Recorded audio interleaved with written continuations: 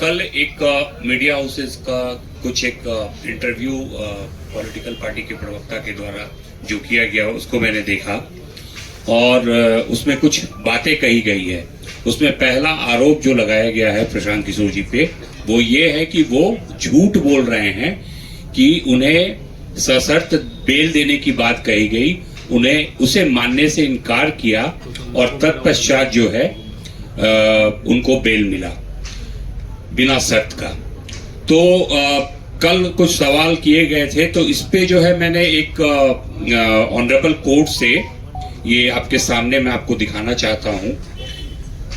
Certified order है court का, जो है ये सर्टिफाइड ऑर्डर है, ये देखिए मोहर वगैरह लगा हुआ है। तो कल जो स्टेटमेंट दिया गया प्रवक्ता महोदय की तरफ से, वो कुछ कागज घुमा रहे थे ऐसे कि ये ऑर्डर है और उसमें से पढ़ रहे थे। तो पता नहीं आप लोगों को, मुझे तो नहीं दिखा वो ऑर्डर, आप लोगों को दिखाया गया या नहीं दिखाया गया। मैं आपके सामने मैं चाहूंगा कि आप लोग इस पे फोकस करें और देख लें। ये सर्टिफाइड कॉपी है, ऑनरेबल कोर्ट का साइन कॉपी कल सामने मेरे पास उपलब्ध हो पाया है। इसमें मैं एक बात कहना चाहूंगा कि फर्स्ट हाफ में जब प्रशांत जी को वहां लेके जाया गया तो ऑनरेबल जो हमारे लर्नेड सीनियर हैं वाईवी गिरी जी और उनके जूनियर्स वहां पे कोर्ट रूम में थे अवेलेबल, और उस समय चूंकि बहुत हल्ला हंगामा भी हो रहा था, बहुत ही माहौल वहां का अजीबोगरीब था। लेकिन क्या आप लोग इस बात से इनकार करते हैं कि मीडिया हाउसेस भी इस बात को चलाए हैं कि सशर्त बेल देने की बात कही गई, जिस सशर्त बेल को वो शर्त को मानने से इनकार किए, इसलिए उन्हें जेल जाना पड़ेगा। ये बात निकल के मेरे संज्ञान में भी मीडिया हाउसेज के द्वारा यूट्यूब एंड डिफरेंट चैनल्स पे ये चीज आ रही थी कि प्रशांत किशोर ने सशर्त बेल लेने से किया इनकार, अब वो जाएंगे जेल। ठीक है, यहां तक आप सब लोग समझ रहे हैं। इसके बाद इवेंट टर्न अप होता है। जब ये बात हो गई तो उस समय तक एक चीज मैं उस पर बहुत ही जोर देना चाहूंगा कि कहीं भी हम लोगों ने ये नहीं कहा है कि वो एक ऑर्डर इशू हो चुका था कोर्ट के द्वारा एक साइंड ऑर्डर इशू हो चुका था जिसमें उन्हें सशर्त बेल देने की बात कही गई, उन्होंने इनकार किया, इसलिए वो अब जेल जा रहे हैं। कोर्ट हियरिंग प्रोसेस में ही चल रहा था। सेकेंड हाफ में तकरीबन 2:30 बजे के आसपास, 3 बजे के आसपास जब मैं सिविल कोर्ट पहुंचा, इस जानकारी के बाद प्रशांत जी से मेरी कुछ बात हुई और मैं अंदर कोर्ट के अंदर गया और मेंशन किया कि क्या मैडम आपने ऑर्डर पारित कर दिया है, ऑर्डर साइन हो गया है तो कॉपी दीजिए। और अगर ऑर्डर हो जाता उस समय तक, तब तो वो बेउट के अंदर रहते उसी समय 2 बजे तक। ये बहुत कॉमन सेंस की बात है, नॉर्मल बात है, इसको समझने की जरूरत है। कोर्ट हियरिंग प्रोसेस में था, उन्होंने अलाउ किया, ऑनरेबल कोर्ट ने मुझे अलाउ किया कि हाँ आप अपनी बात रखिए, आपको क्या रखना है। तब मैंने उन्हें बताया कि जैसा कि आप देख रहे हैं कि इसमें जो भी चार्जेस लगे हुए हैं, सेक्शन 190, 191 क्लॉज 2, 191 क्लॉज 3 एंड 223, ये सब के सब बेलेबल हैं। मैक्सिमम जो प्रोविजन है इसका पनिशमेंट का वो 191(3) में है। और सुन के आप लोगों को बड़ी हंसी आएगी, ये कहता है राइटिंग विद डेडली वेपन्स। तो आप सभी लोग कवर कर रहे हैं पिछले 6-7 दिन से गांधी त्रिमूर्ति के नीचे प्रशांत किशोर जी और बाकी जो भी स्टूडेंट्स या उनके जो भी सपोर्टर्स जनसुराजी लोग वहां बैठे हुए, उनमें से किसी के हाथ में आपने एक छोटा डंडा भी देखा है क्या, एक छड़ी भी देखी है क्या? मेरा ये प्रश्न आप लोगों के माध्यम से पूरे जनता को ये इसका बताना पड़ेगा, पुलिस को भी बताना पड़ेगा कि आप जो ये सेक्शन एप्लीकेबल किए हैं, और जैसा आनंद भाई ने कहा, इनसे मैं पूरी तरह से इनके साथ हूं। इन्होंने बहुत अच्छी बात कही कि डीके पासु के गाइडलाइंस को भी ये लोग नहीं मान रहे हैं। तो अब कैसी पढ़ाई हो रही है, कैसी ट्रेनिंग चल रही है इनकी कि कौन सा सेक्शन लगाना है, कौन सा नहीं लगाना है। राइटिंग विद डेडली वेपन्स, क्या किसी भी स्टूडेंट के हाथ में एक छड़ी तक नजर आई है किसी को? बेचारे बच्चे सुबह 4 बजे कंबल ओढ़े उस कड़ाके की ठंड में खुले आसमान के नीचे पड़े हुए हैं। अगर कंबल और मफलर वेपन है तब तो कमाल है भैया। बिहार पुलिस की नजर में अगर आप कंबल ओढ़ते हैं और मफलर पहनते हैं तो ये डेडली वेपन्स है।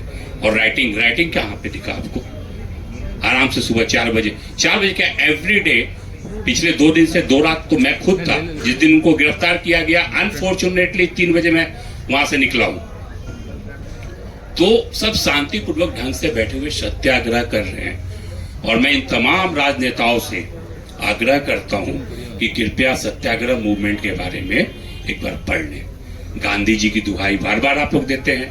सत्याग्रह किस तरीके से होता है और प्रशांत जी का जो आमरण अनशन है वो कैसे उपद्रवित तरीके का था, ये आप बता दीजिए हमको।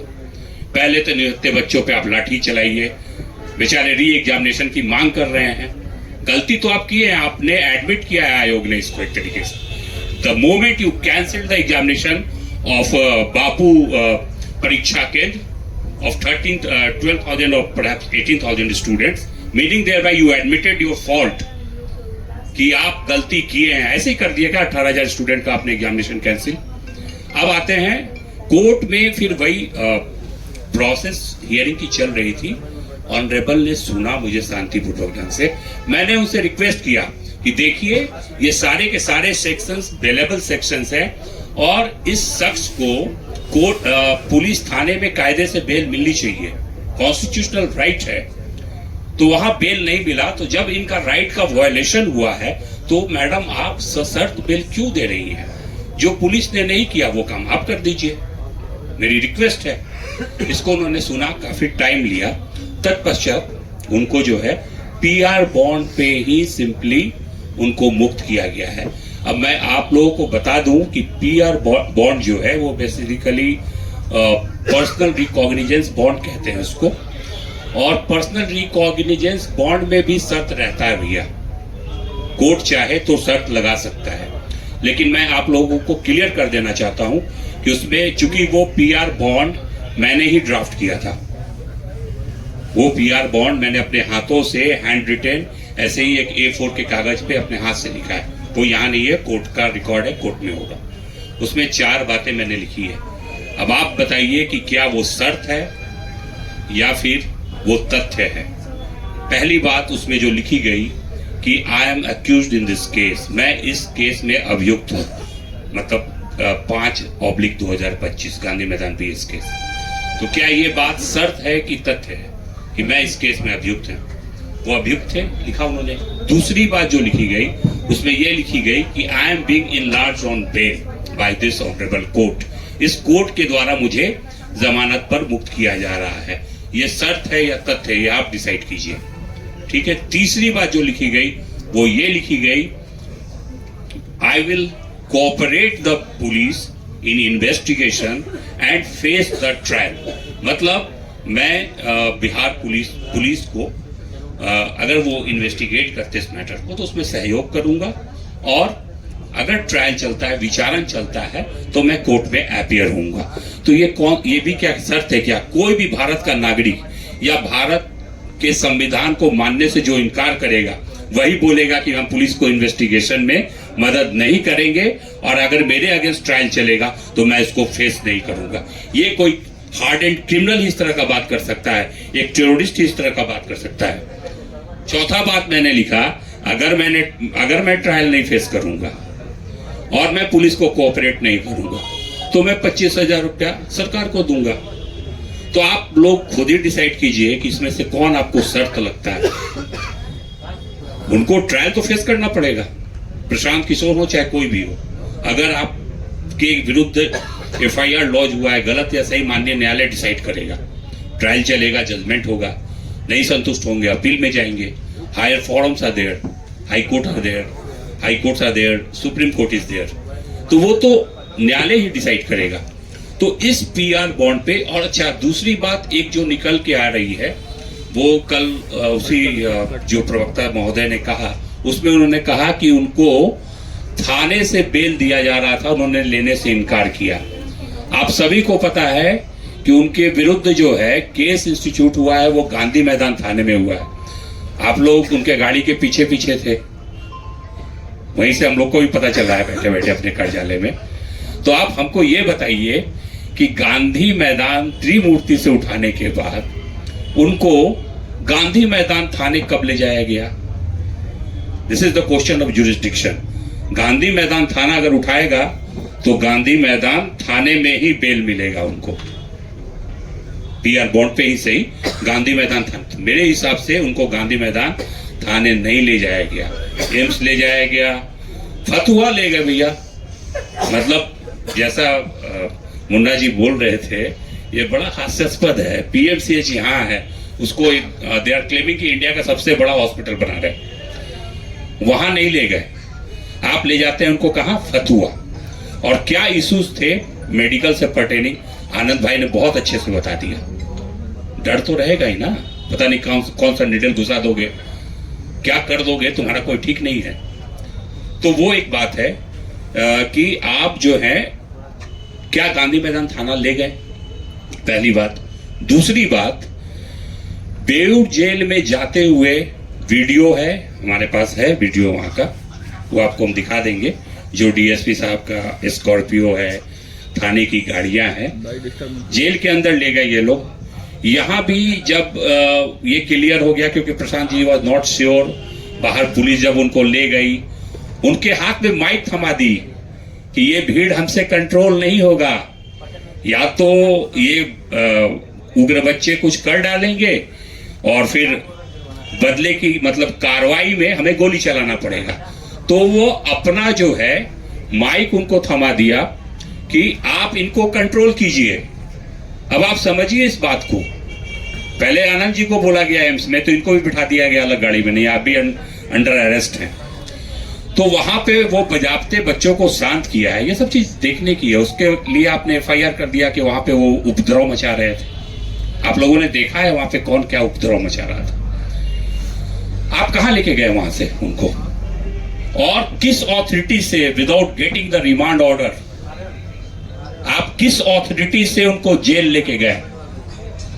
जब आप कोर्ट में ले आए थे, अगर मान लीजिए उनको बेल ग्रांट हुआ था, हम उन्हीं की बात करते हैं, तो फिर आप वहां से कहां लेके गए, क्यों लेके गए? उनको तो वहां से फ्री हो जाना चाहिए था। हम लोग माला वाला पहना के ले आते उनको, कहां लेके गए, ये प्रश्न है। ये क्लियर है, वीडियो भी है, आप बोलेंगे तो हम दिखा देंगे वहां का कि बेऊर जेल के अंदर ले जाया गया। और आप लोग के माध्यम से मैं कहना चाहूंगा कि वो तमाम ऑफिसर्स और जितने भी कर्मी थे पुलिस के जो प्रशांत जी के साथ थे, उनका मोबाइल लोकेशन जो है स्पेसिफिक 4 बजे से 6 बजे तक का पुलिस के पास होगी। पुलिस निकाले इसको और आपके बीच रखे कि वो कहां गए थे। बेऊर जेल में गए हैं, बेऊर जेल से निकल के बेऊर थाने के गेट तक आए हैं, जहां मैंने खुद उनको रिसीव किया है और फेसबुक पे मैंने फोटो भी डाला है एट द मोमेंट। वहां से निकलते हुए कुछ मीडिया के भाई बंधु वहां थे, जब बेऊर से बाहर हम लोग निकल रहे थे इनोवा से, ललन से थे हमारे साथ, तो वो फ्लैश वगैरह कैमरा कहीं ना कहीं है वो, ठीक है। बेऊर थाने के अंदर भी ले जाया नहीं गया। चौथी इंपॉर्टेंट पार्ट, इस ऑर्डर में लिखा हुआ है कि आईओ ने अपने डायरी में लिखा है कि प्रशांत किशोर ने अपना मेडिकल एग्जामिनेशन कराने से इनकार किया, ये बात लिखी हुई है। दूसरी बात ये लिखी हुई है कि अरेस्टिंग मेमो को साइन करने से इनकार किया। नमस्ते साथियों, thanks for watching my video. आप लोग अपना प्यार बनाए रखिए और ज़्यादा से ज़्यादा वीडियो को family, friends and old age people के साथ शेयर करें, और लास्ट में एक कमेंट करना ना भूलें। जय हिंद।